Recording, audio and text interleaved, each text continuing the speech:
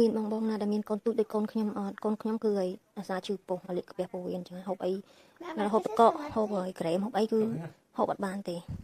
ដឹងតែឆាប់លេខកាពះពោះវៀនហើយចឹងឈឺដេកស្ទៃរហូតពេលឈឺចឹងទៅក៏អត់បានទៅរៀនហើយនៅចិនគឺវាចិត្តបាកងបងប្អូននៅតែម៉ានថ្ងៃទៀតបាកងចឹងគ្រូគាត់ឲ្យបើកម្មវិធីឲ្យក្មេងៗកូនសិស្សតូចៗដូចជាកូនខ្ញុំអញ្ចឹងគឺឡើងរាំលើឆាកដើម្បីឲ្យណាមួយបង្កើតកម្មវិធីឲ្យសប្បាយៗក្មេងៗចង់រៀនផងអីផងអញ្ចឹងព្រោះនៅចិនគឺភាគច្រើនសាលាឯកជនក្មេងៗតូចៗគឺមានកម្មវិធីចឹងច្រើនកម្មវិធីរាំកម្មវិធីលេងឲ្យសប្បាយៗចឹងណាហើយកូនពៅខ្ញុំគឺមកទាំងឈឺហើយតែចង់ឲ្យរាំអញ្ចឹងតាមពិតរយដេកនៅផ្ទះពេលព្រឹកតែពេលថ្ងៃឡើងម៉ោង8ម៉ោង9អញ្ចឹងមានណាយំមកអញ្ចឹងដល់ឲ្យប៉ាជូនមកក៏នៅយំដែរហើយតែចង់សប្បាយចង់រាំនឹងគេហើយរាំហ្នឹងគឺរាំយ៉ាងឈឺឲ្យកូនពៅខ្ញុំគឺអត់មានដាក់ផ្កាដាក់បោពីលើទេនេះហើយរាំតែរាំទាំងឈឺអញ្ចឹងហើយរាំហ្នឹងគឺរាំឲ្យហើយម៉ែឪតាយាយអញ្ចឹងគាត់ជូនចៅមករៀនគាត់អ្នកមើលថែចៅអញ្ចឹងហើយរាំឲ្យពួកគាត់មើលអញ្ចឹងទៅហើយកូនពៅខ្ញុំរាំទាំងឈឺទាំងអីហ្នឹងទៅហើយតែថាចង់សប្បាយចឹងអីមករាំអញ្ចឹងទៅកូនខ្ញុំឲ្យតែថាឈឺពុកម្ដងគឺពិបាកវេទនាបងប្អូនអើយហើយនេះពួកគាត់ឲ្យ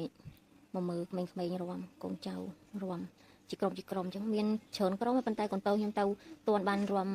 បទពីរបទដែរវគ្គមុននោះគឺមានក្មេងប្រុសក្មេងស្រីរាំពាក់លោអាវិវិឈុតអញ្ចឹងតែកូនពៅខ្ញុំអត់បានមករាំពីវិឈុតទេដោយសារពេលព្រលឹមឡើងគ្រូទេហៅមកដែរប៉ុន្តែដេកអត់ងើបអត់រួចឈឺពោះអញ្ចឹងតែពេលហើយងើបឡើងដឹងខ្លួនសួរថាចង់ទៅរាំឬក៏មិនស្រួលខ្លួនអត់អីអត់អញ្ចឹងគេក៏សម្រាប់ចិត្តថាងើបមករាំហើយរាំបានតែមួយបទពីរបទបានតែមួយឈុតហ្នឹងទេរាំហើយក៏ទៅផ្ទះវិញទៅដេកស្ទែកទៀតទៅកូនពៅខ្ញុំខានរៀនមួយថ្ងៃហើយនៅសាលារៀននៅចិនគឺក្មេងៗមករៀនយើងបងរាល់ខែអញ្ចឹងសាលាឯកជនអញ្ចឹងដល់អាយុ7ឆ្នាំ6ឆ្នាំ7ឆ្នាំអញ្ចឹងបានចូលសាលារដ្ឋបានលើកូនពៅរួមហើយប៉ាជូនអូនមកផ្ទះវិញ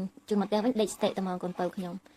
ហើយតែថាចង់ទៅរួមចង់អីឲ្យប៉ាជូនទៅយំហើយរួមបានពីបត់ឲ្យមកផ្ទះវិញអញ្ចឹងហើយឡើងមកមើលម៉ែក្មេងខ្ញុំគាត់មកបិទស្រាទុកឲ្យខ្ញុំហើយហូបពេលឆ្លងតលេអញ្ចឹងកូនខ្ចីគាត់រើយដាំនេះក៏ដាំកតណើហើយលាយនឹងហើយអាមេស្រានេះបងប្អូនទៅចាប់ចេះវិធីសាស្ត្រម៉ែក្មេងខ្ញុំគឺគាត់លាយដាក់និយាយទៅមើលទៅដូចតែយើងធ្វើតប៉ែដែរបងប្អូនប៉ុន្តែគាត់ថាមេស្រាគឺខុសគ្នាអញ្ចឹងយើងធ្វើតប៉ែក៏យើងដាក់លាយអញ្ចឹងដែរតែម៉ែក្មេងគាត់លាយដាក់8 9កញ្ចប់ហើយក៏គាត់ច្រកដាក់កែវបងប្អូនហើយសួរគាត់ថាតែ3ថ្ងៃតែវាចេញទឹកមកហ្នឹងក៏អាចញ៉ាំបានដែរហើយក្មេងគាត់លាយស្រាទុកឲ្យខ្ញុំហើយផឹកពេលកូនង៉ែតខើអញ្ចឹងណាគាត់អត់ទិញស្រាគេទេព្រោះខ្លាចមានថ្នាំមានអីអញ្ចឹងសុខចិត្តគាត់លាយធ្វើខ្លួនឯងបាត់ខ្លួនឯងតែមិនដឹងថាមួយថ្ងៃបានហូបឬក៏គាត់ដាក់អីទៀតបងប្អូនឬក៏គាត់លាយឲ្យវាចេញជាទឹកស្រាសិនហើយចាំគាត់ធ្វើអីទៀតខ្ញុំមិនដឹងដែរបើខ្ញុំធ្លាប់នៅខ្មែរខ្ញុំមានអាម៉ាសិនចម្រោះគេអញ្ចឹងបាត់15ថ្ងៃវាចេញទឹកមកដូចជាស្រាប៉ុន្តែម៉ែក្មេងខ្ញុំគាត់ធ្វើពិធីនេះហើយពិធីតាមបែបរបស់គាត់អីចឹងក្បួនបុរាណរបស់គាត់ឬក៏គាត់ធ្លាប់ធ្វើពីមុនអីចឹងទៅឥឡូវគាត់ជូតកែវអីស្អាតអស់ហើយក៏គាត់ច្រកដាក់កែវបងប្អូននេះគាត់ធ្វើបានមួយកែវហ្នឹងតែមិនដឹងថាមួយថ្ងៃរួចវាចេញជាស្រាទេហើយវីដេអូដល់ទីបងប្អូនអរគុណច្រើន